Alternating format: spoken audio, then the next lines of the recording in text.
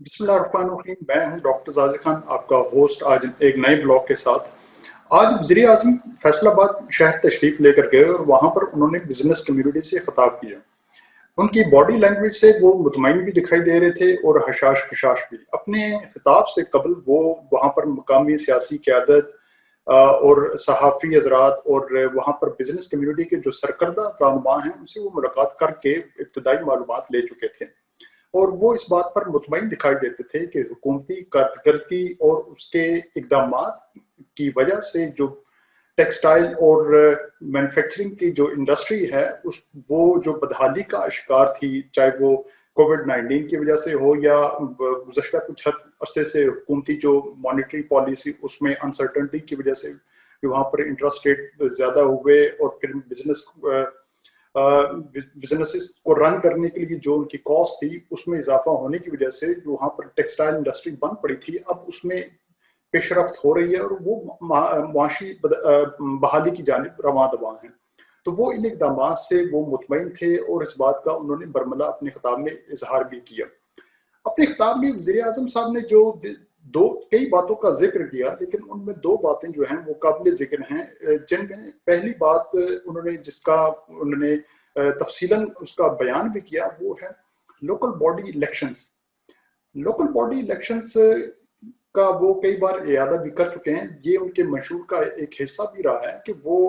ऐसा local body या बल्दियाती निज़ाम मुतारिफ करवाना चाह रहे हैं पूरे पाकिस्तान में, खुसूसन पंजाब में, जहाँ पर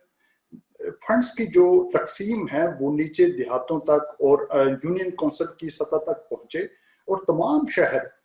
चाहे वो छोटे शहर हैं, कस्बे हैं, देहात हैं और या बड़े मेगा सिटीज़ हैं, कॉस्मोपॉलिटन जो शहर हैं यहाँ पर, वो अपने माली वसाइल में वो खुद मुख्तार हों, वो वहाँ पर उनकी जो फंड्स जनरेशन है वहीं पर हो और वो अपने शहर में मुकम्मल तौर पर वो वहीं पर उनका मसरफ भी हो। अब जैसे लाहौर बड़ा एक शहर है, फैसलाबाद बड़ा शहर है, फैसलाबाद की अपनी एक मुकामी इंडस्ट्री है, वहाँ पर उनके रेवेन्यूज खासी मिकदार में वहाँ पर वो जमा भी होते हैं, लेकिन क्योंकि वहाँ पर लोकल बॉडी इलेक्शन सिस्टम की अदम दस्तयाबी की वजह से वो फंड्स की जो है वो तकसीम वहाँ पर मुनसिफाना तरीके से हो नहीं पाती और जिसकी वजह से वो शहर में इंफ्रास्ट्रक्चर की कमी है। वहाँ पर बहुत सारे ऐसे मंसूबे हैं जिन्हें स्टार्ट होना चाहिए। आप इसकी मिसाल ऐसे ले लीजिए, जैसे सियालकोट एक शहर है, सियालकोट के शहरी जो है वहाँ पर जो बिजनेस कम्युनिटी है वो उन्होंने अपने वसाइल से शहर को डेवलप किया। अब होना तो ये चाहिए कि या तो फैसलाबाद जो कम्युनिटी है वो अपने शहर में जो ऐसे प्रोजेक्ट्स जो उनके बिजनेस प्लान्स को आगे वो उन्हें इनहेंस कर सकते हैं वो खुद स्टार्ट करें, या फिर वो गवर्नमेंट के साथ कोलैबोरेशन करके वो उसमें हिस्सा लेकर वो उन अपने शहर की बेहतरी के लिए काम करें। खैर ये कि ज़िमनी, लेकिन जिस बात की तरफ मैं मुतवज्जो करवाना चाह रहा हूँ अपने नाज़रीन को, वो ये कि मुकामी सतह पर जो हुकूमतों का निज़ाम है वही दरअसल एक जमहूरियत की बुनियाद है और वही मुआशी और खुशहाली तरक्की का एक जो है वो उसकी गारंटी हो सकती है। आप शायद आपके इल्म में ना हो कि सदर उर्दगान जो है तुर्की के, उनका अगर आप 20 साल कबल यानी 2002 में वो इक़्तिदार में आए, लेकिन उससे पहले 1994 से 1998 तक वो इस्तांबुल शहर के मेयर रहे। 4 सालों में वही लुटा-पुटा, वो बर्बाद शुदा जो एक ऐसा शहर जिसकी तस्वीर जब खींची जाए तो वो कराची जैसा वो आपको दिखाई सुनाई देगा,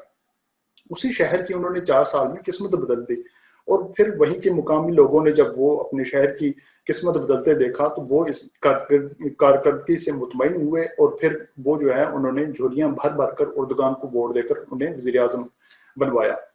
तो ऐसा ही अगर तहरीक इंसाफ अगर वो चाहती है कि वो अगले इलेक्शन में कामयाब हो तो फिर उसे लोकल बॉडी इलेक्शन मुनक्किद करवाना पड़ेंगे। ऐसे इलेक्शन हो जिनसे इख्तियारात की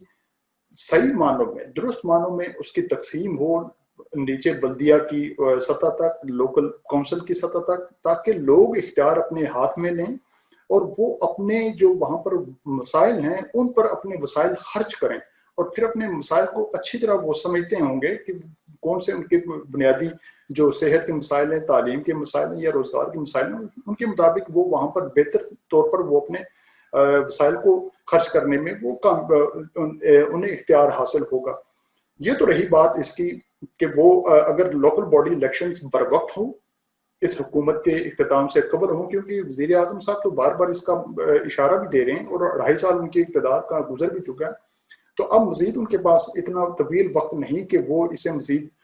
ٹالتے رہیں۔ اب جتنی بھی ان کا،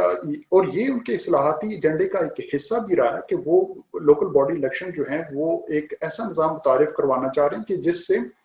لوگوں کو درست معنوں میں انہیں اپنے اختیار ملیں اور اپنے وسائل پر جو ہے وہ ان کا اختیار ہو۔ تو یہ میں سمجھتا ہوں ایک ایسا وقت آ چکا ہے کہ جس میں مزید تاخیر کی گنجائش ان کے پاس نہیں، وہ لوکل باڈی الیکشن کروائیں اور یہ اختیار جو ہے وہ ایم این اے، ایم پی ایز اور پارلیمنٹیرین سے لے کر وہ لوکل جو ناظم ہو، ان ناظمین ہیں ان کے حوالے کریں، اور لوکل جو ان کے نیچے باڈیز بنیں، پھر وہ اپنے وسائل کو بہتر طور پر سمجھیں اور وہ وہاں پر اپنے وسائل کا جو ہے وہ اچھی طرح سے استعمال بھی کریں۔ وزیر اعظم کے خطاب کا جو دوسرا حصہ تھا وہ ایز آف ڈوئنگ بزنس، یعنی ایسی کاروباری اور ایسی تجارتی پالیسیز متعارف کروائی جائیں جس سے کاروبار کرنے میں آسانی ہو، اور کوئی بھی سرمایہ دار جو مقامی ہو یا غیر ملک سے یہاں پر آ کر سرمایہ کاری کرنا چاہے، اس کے سامنے اسے جو مسائل یہاں پر درپیش ہوں وہ ان مسائل کو ایک آرگنائز طریقے سے انہیں دور کیا جا سکے۔ جیسے اس میں بہت ساری بیوروکریٹک یا ریڈ ٹیپزم جو سرخ فیتے کی جو یہاں پر بہت ساری رکاوٹیں ہیں، یا ان گورنمنٹ کی حالیہ جو مانیٹری پالیسیز کی یہاں پر کی وجہ سے سرمایہ کاری رکی رہی، یا اس میں جو آپ کا مزدور طبقہ ہے جس کے درست طریقے سے اس کی ٹریننگ کا مسئلہ ہے، یہ تمام مسائل جو ہیں وہ دور کیے جائیں اور بزنس کو اتنا آسان اور سہل بنا دیا جائے کہ کوئی بھی کم سرمایہ سے بھی اگر وہ کاروبار کرنا چاہے تو کم وقت میں بغیر وقت ضائع کیے اور سرمایہ کے ضیاع کے وہ اپنا کاروبار شروع کر سکے اور اس ملکی معیشت کا وہ حصہ بن کر ملک کی خوشحالی اور ترقی میں اپنا کردار ادا کر سکے۔ اور یہی ایز آف ڈوئنگ بزنس ہی بنیادی طور پر گورنمنٹ کا کام ہے۔ گورنمنٹ کا کام کوئی ایسے ادارے کھڑے کرنا نہیں کہ جہاں پر وہ خود لوگوں کو روزگار دے یا خود وہ لوگوں کو ان کے روزگار کی ضامن بنے، بلکہ اس کا کام ایسا ہے کہ اس کا جو بنیادی مقصد ہے گورنمنٹ کا وہ ہے گورننس، کہ آپ ایسے ادارے، ایسی پالیسیز بنائیں کہ جن سے ادارے خود اپنے پاؤں پہ کھڑے ہوں اور وہاں پر کاروبار کرنے میں آسانی ہو، لوگ سرمایہ کاری کریں اور پھر خود جو ہے وہ پرائیویٹ سیکٹر میں جو آپ کا امپلائمنٹ ہے وہ اس میں جنریٹ ہوتا جائے۔ لیکن اس میں جو بات کی گئی وہ بنیادی طور پر میرا ایک اس میں کنسرن ہے، اور یہ ایک پریشانی والی بات آپ سے کہہ سکتے ہیں، یا جس بات پر بالخصوص توجہ نہیں دی گئی، وہ اپنے خطاب میں انہوں نے یہ ذکر کیا کہ جب بزنس سیکٹر جو جن کے حالات گزشتہ کچھ عرصے سے ٹھیک نہیں تھے، جب وہ اپنے پاؤں پہ کھڑے ہو جائیں اور منافع کمانے لگ پڑیں تو پھر ان سے وہ اپنے مزدوروں کا خیال بھی رکھیں۔ یعنی یہ ایک وزیر اعظم کی اپنی یہاں پر سرمایہ دار طبقے سے ایک دردمندانہ اپیل تھی۔ میں سمجھتا ہوں کہ یہ خام خیالی ہوگی کہ وہ اپنے سرمایہ دار طبقے سے کسی بھی نرم دلی کی وہ امید رکھیں کہ ایسا سرمایہ دار جس کے لیے مزدور محض ایک ان پٹ ہے وہ مزدور کے حقوق کا خیال رکھے، ایسا ممکن نہیں ہوتا۔ ایک یہاں پر ہمارے یہاں کیونکہ سرمایہ دارانہ نظام معیشت ہے جس میں ایک سرمایہ دار کا جو موٹو ہے، اس کا جو ٹارگٹ ہے وہ صرف منافع کمانا ہے۔ اس کے لیے گیس، بجلی، پانی، اس کے لیے دیگر جو را مٹیریل، اسی طرح اس کے لیے ایک مزدور جو ہے وہ بھی اس کے لیے ایک ان پٹ ہے، ایک خام مال کی ایک شکل ہے جس کا مقصد صرف اس کا یہی ہوگا کہ وہ ان مزدور کو کیسے استعمال کرے کہ جس سے اس کے منافع زیادہ سے زیادہ ہوں اور اس کے جو اخراجات ہیں کم سے کم ہوں۔ میں اس موضوع پر کئی بار لکھ بھی چکا ہوں کہ سرمایہ دار کے لیے اس کا ایک ہی مقصد ہے، جو بھی انڈسٹریلسٹ ہے، فیوڈلسٹ ہے، یا جو بھی سرمایہ دار طبقے سے تعلق رکھتا ہے، اس کے لیے مزدور محض ایک ان پٹ ہے، ایک ایسا را مٹیریل ہے، سورس آف پروڈکشن ہے کہ جس سے اس نے ایسے طریقے سے استعمال کرنا ہے کہ جس سے اس کا استحصال ہو یا اس کے اپنے اخراجات کم ہوں لیکن اس کا منافع زیادہ سے زیادہ ہو۔ تو اگر وہ وزیر اعظم یہ اگر خیال رکھتے ہیں کہ सरमादार तबका खुद वो मजदूरों के हुकूक का ख्याल रखेगा, तो मेरे ख्याल में ये खुशगुमानी और खुशफहमी के सिवा कुछ भी नहीं होना ये चाहिए कि जो वज़ीर आज़म की जो तहरीक इंसाफ बतौर जमात के मंशूर का हिस्सा भी रहा है, और उसके इस्लाहाती एजेंडे का भी ये हिस्सा है कि वो लेबर लॉज जो हैं, जो मजदूरों के जो लॉज हैं, उनमें इस्लाहात लेकर आए। जब तक ऐसी इस्लाहात वो नहीं लेकर आते कि जिनसे मजदूरों का कि उनके मफादात का तहफ़्फ़ुज़ हो और मजदूरों को इस बात का एहसास हो कि वो भी इस माशरे का, इस मुल्क का एक हिस्सा हैं, उसकी तरक्की, उसकी खुशहाली, उसकी इस्तेहकाम में वो अपना भरपूर किरदार अदा कर रहे हैं, तब तक ये मुमकिन नहीं कि मुल्क में खुशहाली आए या कारोबार फले फूले।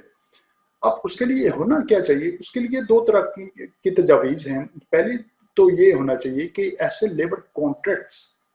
बनाए जाएं और फिर उनकी इम्प्लीमेंटेशन हो कि जिससे मजदूरों के हुकूक का तहफ़्फ़ुज़ हो। मसलन उसमें क्या होना चाहिए? उसमें ये होना चाहिए कि मजदूरों की जो वेज रेट्स हैं वो इन्फ्लेशन के मुताबिक यानी अफरात ज़र के मुताबिक तय होने चाहिए और उन पर सख्ती से अमल होना चाहिए, ताकि मजदूरों की जो वेज है यानी उनकी जो मुआवजा है, उनका मुशायरा है, वो इस कदर ज़रूर हो कि वो अपने अखराजात जो हैं वो पूरे कर सकें और झोली फैलाने की या किसी के मोहताज होने की ज़रूरत ना पड़े। दूसरा फिर उसमें कि उनके हेल्थ जो इंश्योरेंस है उसका बीमा हो, हेल्थ के जो अखराजात हैं वो आपका बिजनेस सेक्टर और उसमें गवर्नमेंट भी हो, ये दोनों मिलकर उसके अगर सेहत के या इस किस्म के नागहानी सूरत में जो इसके अखराजात हों वो मिलकर बर्दाश्त कर सकें। फिर उसके बच्चों का, अहल खानों के तालीम और तरबियत का ये ख्याल हो। फिर उसमें ये भी शामिल है कि मजदूर की जो ट्रेनिंग है, क्योंकि जितना भी आपका मजदूर ट्रेंड होगा वो उतना ही वैल्यू एडिशन यानी कि वो उतनी ही उसकी जो प्रोडक्टिविटी है, पैदावारी सलाहियत है, वो उस कदर बढ़ेगी। तो ये मजदूर की ट्रेनिंग का जो वक्तन फ़ौक्तन सिलसिला है वो भी कॉन्ट्रैक्ट में शामिल होना चाहिए। इसके अलावा मजदूर की जो पेंशन है कि रिटायर्ड होने के बाद उसे पेंशन मिलनी चाहिए। अब ये कैसी पेंशन और ये उसकी बीमा की और ये तमाम जो है पॉलिसीज कैसे बननी चाहिए ये, अब उसका एक ही तरीका है कि मजदूर जो है जहां पर भी वो काम करे उसकी आमदन पर टैक्स होना चाहिए। जब वो टैक्स देगा तो ये हुकूमत के पास एक महसूलात का जरिया भी आएगा और मजदूर को भी इस बात का एहसास होगा कि वो टैक्स अदा कर रहे हैं, तो वो उन्हीं टैक्सेस से वो अपनी जो है मुश्किल वक्त में या रिटायरमेंट के बाद उसे माली जो है मराहत उसे मिलनी चाहिए। अब इसका दूसरा जो तरीक़ेकार है कि अगर आप गवर्नमेंट बिजनेस सेक्टर पर, कॉर्पोरेट टैक्स सेक्टर पर अगर टैक्सेस को कम कर दे तो उससे ये होगा कि एक सरमादार को जो मुनाफा हासिल होगा वही मुनाफा वो फिर बुनियादी तौर पर वो तकसीम करेगा मुसावी तौर पर अपने मजदूरों, ताकि वो मजदूर के हुकूक का ख्याल रख सके माली तौर पर। और ये बात तो अज़र मन शम्स है कि अगर